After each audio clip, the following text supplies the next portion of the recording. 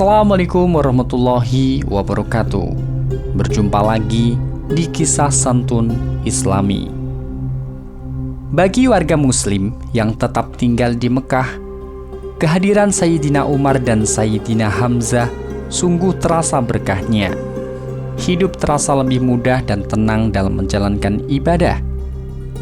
Puncak kepuasannya adalah tatkala dua sahabat tadi mengajak para pengikut Rasulullah untuk melakukan ibadah di Masjidil Haram. Sesuatu yang hampir mustahil untuk mereka lakukan tatkala sahabat Umar dan sahabat Hamzah belum memeluk Islam. Ketika rombongan yang dipimpin beliau berdua hadir, maka orang-orang Quraisy yang berada di sana akan segera menyingkir. Mereka tak mungkin berlama-lama di tempat tersebut, sementara segerombolan orang yang sangat mereka benci bebas menjalankan ibadahnya. Jika mereka mencegahnya, mereka sadar sahabat Umar dan sahabat Hamzah tidak akan tinggal diam. Kaum Quraisy tidak bisa menerima kenyataan ini. Berbagai bentuk tekanan, penyiksaan dan teror yang tak berpengaruh terhadap Rasulullah SAW maupun pengikutnya memaksa mereka untuk mengevaluasi kembali tindakan-tindakan itu. Mereka kembali berkumpul, membicarakan berbagai cara yang paling tepat untuk menekan dakwah Rasulullah dan para pengikut setianya. Tentunya cara kali ini harus lebih nyata dan lebih jauh dampaknya. Apalagi beberapa sahabat Nabi telah berhasil menemukan perlindungan di Ethiopia yang telah berdampak buruk pada hubungan luar negeri Mekah. Akhirnya mereka sepakat untuk melanjutkan rencana ekstrim Umar yang tak sempat terlaksana, membunuh Nabi Muhammad SAW. Namun rencana itu tercium oleh Abu Thalib. Beliau segera mengumpulkan keluarga Bani Muthalib dan Bani Hashim untuk melindungi putra saudara mereka ini.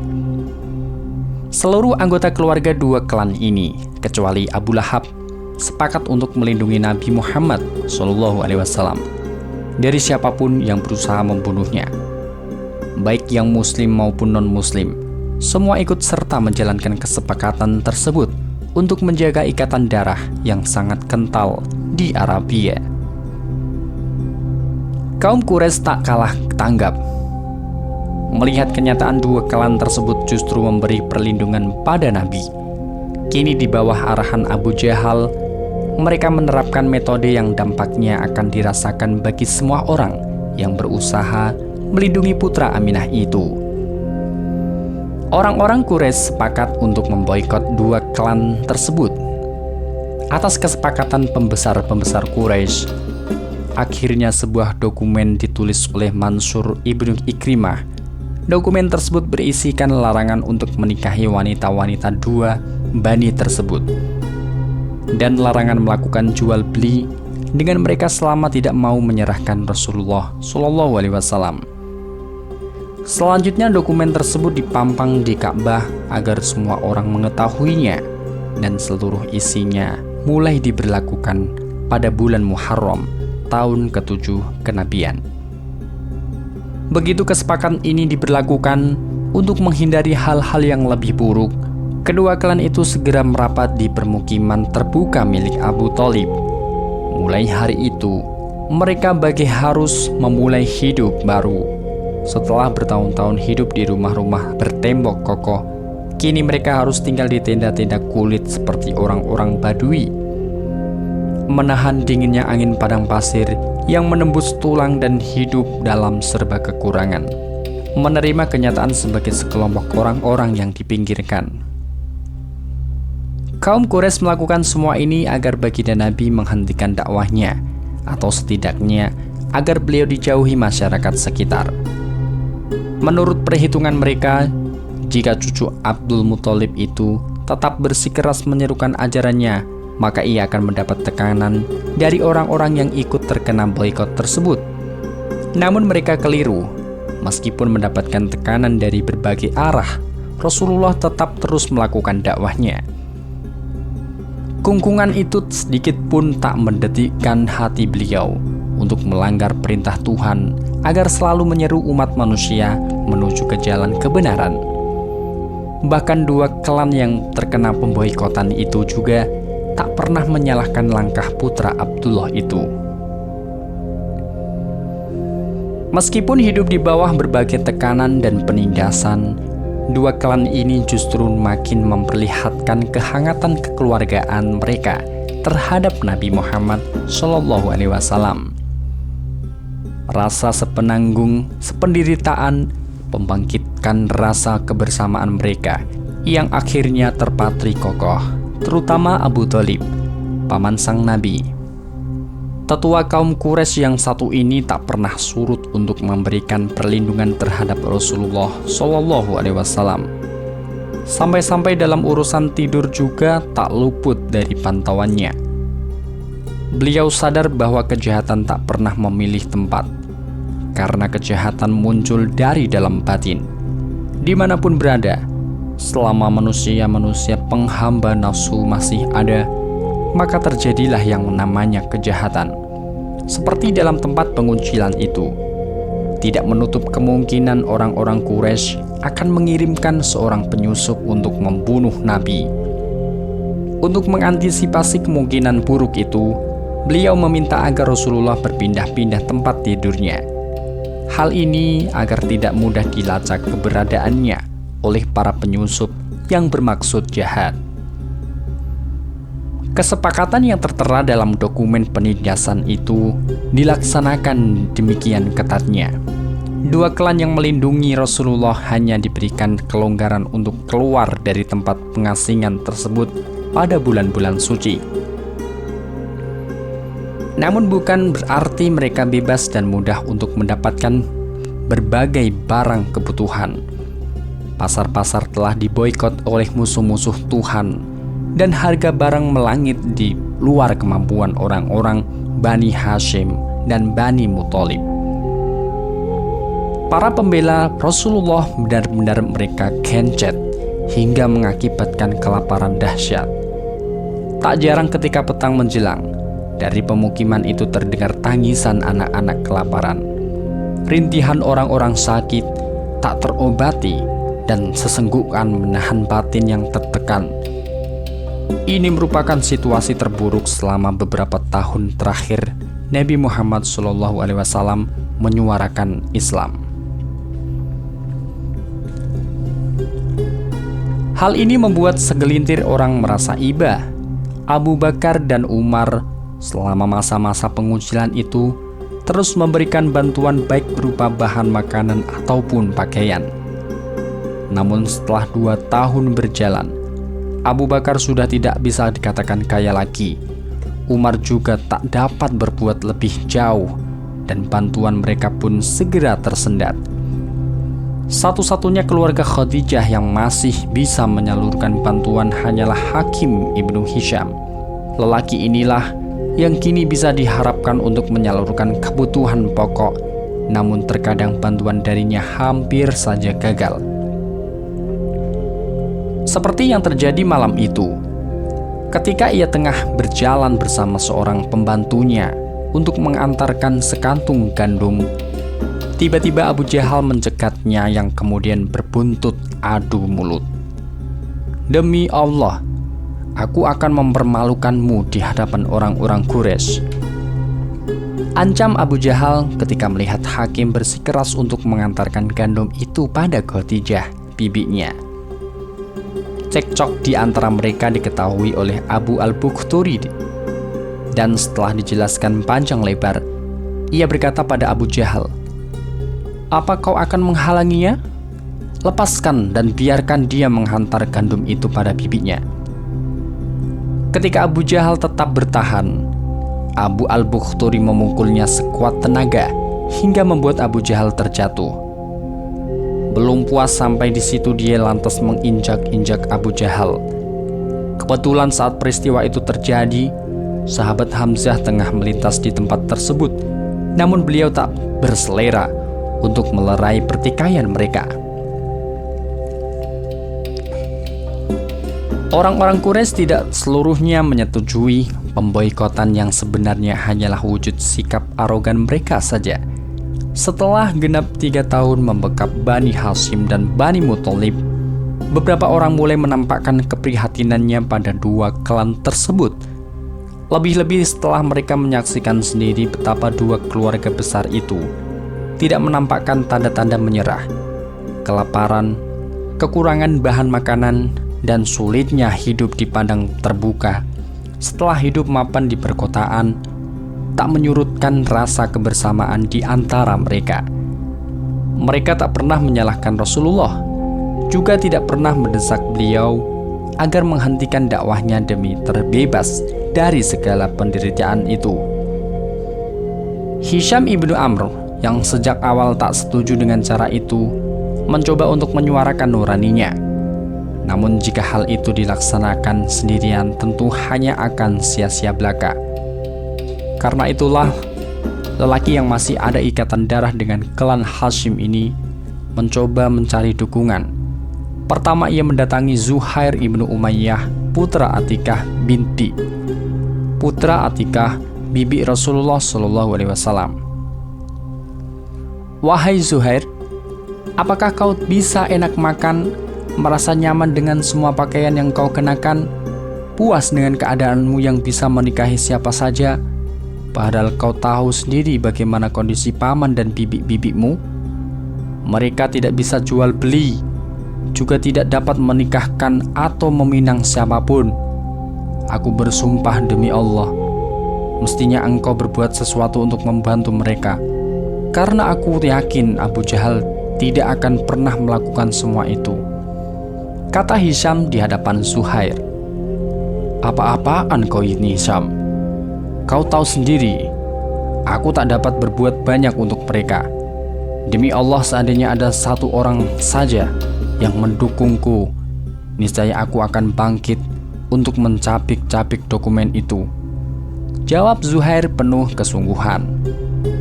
"Zuhair, kau telah menemukan orang yang kau cari." Hisham memancing. "Siapa dia?" Hisham menjawab, "Akulah orangnya."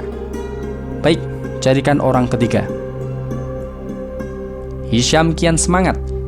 Ia buru-buru mencari orang ketiga seperti yang diminta Zuhair. Dia segera menemui Mut'im ibnu Adi.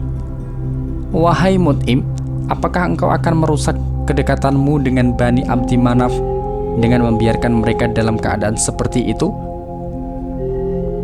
Kau telah menyaksikan sendiri keadaan mereka. Apakah kau akan tetap bersekutu dengan orang-orang Quraisy?" Hisham mencoba memancing kesadaran Mut'im. "Apa maksudmu, Hisham?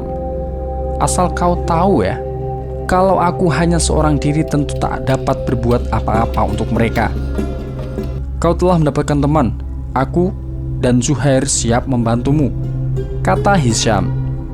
"Kalau begitu, mari kita cari orang keempat untuk menolong dua keluarga besar itu." Mut'im tak kalah semangat menyambut rencana itu. Kini mereka menuju rumah Abu al-Bukhturi yang beberapa waktu lalu telah terang-terangan memukul Abu Jahal ketika menghalangi pengiriman bantuan untuk Khadijah. Tak banyak cakap, Abu al-Bukhturi langsung menyatakan sepakat dengan rencana mulia ini.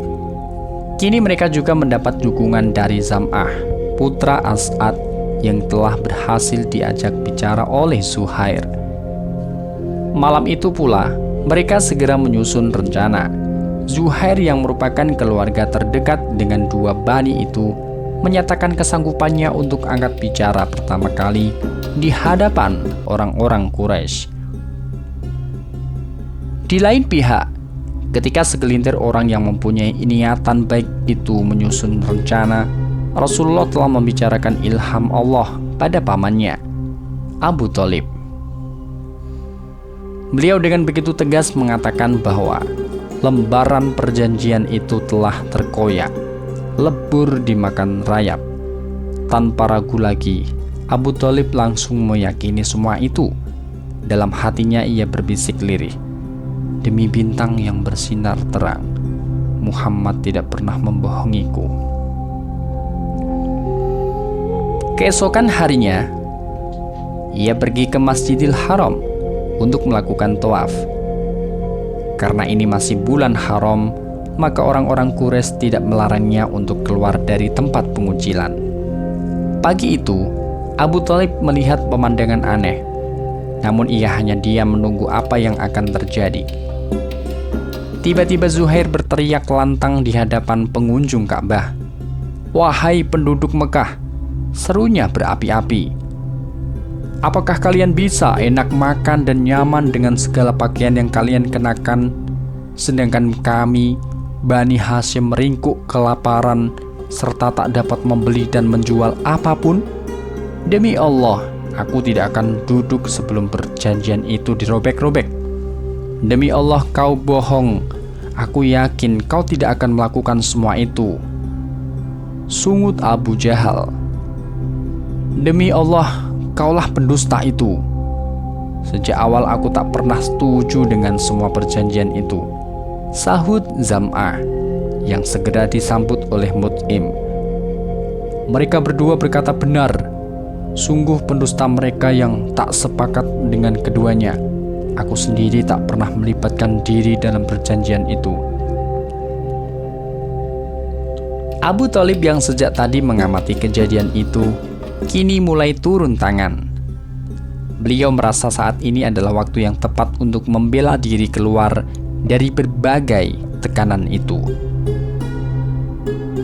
Apalagi beberapa orang telah terang-terangan menyatakan simpatinya terhadap dua keluarga Bani Hashim dan Bani Muthalib. Didekatinya kaum Quraisy yang tengah adu mulut, dan kedatangannya segera menjadi pusat perhatian.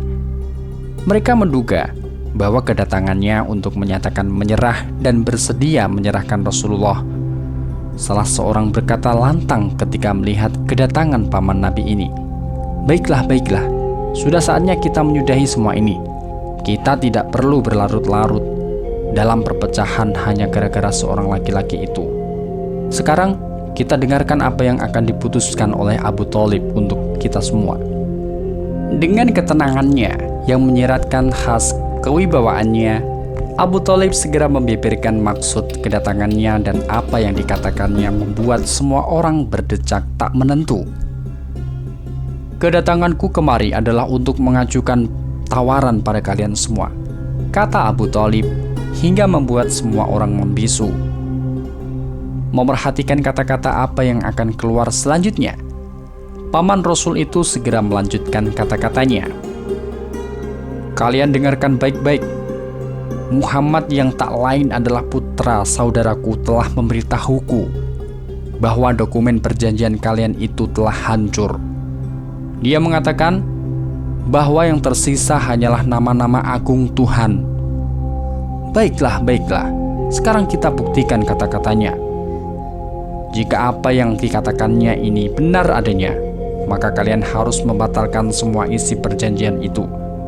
Namun kalau ternyata ia terbukti berbohong, maka aku tak akan segan-segan untuk menyerahkannya pada kalian. Terserah mau kalian apakan dia." Tantangan Abu Thalib sungguh di luar dugaan orang-orang Quraisy. Bagaimanapun juga, menurut keyakinan mereka, ini adalah tanda-tanda kecemasan Abu Thalib atas nasib dua keluarga besarnya. Terlepas dari semua itu, mereka telah salah perhitungan. Paman Nabi ini berani meneriakkan tantangannya karena ia yakin apa yang diucapkan kemenakannya pasti benar adanya. Semua yang diucapkannya tiada lain adalah bimbingan dari Tuhan. Karena merasa telah menang di atas kertas, kaum Quraisy langsung menerima tawaran itu. Baiklah, kami setuju dengan tawaran itu," kata salah seorang mewakili suara kaum Quraisy. Sesaat kemudian, Mut'im ibnu Adi yang sejak tadi sudah tak tahan untuk merobek lembaran itu, segera menghambur ke Ka'bah. Diambilnya dokumen itu, dan ketika dibukanya semua orang tercengang. Lembaran perjanjian itu telah terkoyak dan hanya menyisakan kalimat Bismika Allahumma, hanya dengan menyebut namamu ya Allah. Orang-orang Quraisy nyata-nyata telah kalah. Bukti tak terduga itu mestinya telah cukup menjadi bukti kebenaran atas setiap ucapan Rasul. Sayang, mereka justru melemparkan kembali fitnah murahan. Demi Allah, semua ini tak lain hanyalah sihir Muhammad. Meskipun begitu, mereka tak dapat memungkiri kesepakatan yang telah dibuat dengan Abu Thalib. Akhirnya, Abu al-Bukhturi memecah kericuhan itu dengan nada tegasnya. Kalian semua telah bebas dari perjanjian itu. Dengan demikian, mulai hari itu, Bani Hashim dan Bani Muthalib dinyatakan bebas melakukan aktivitas sebagaimana biasa.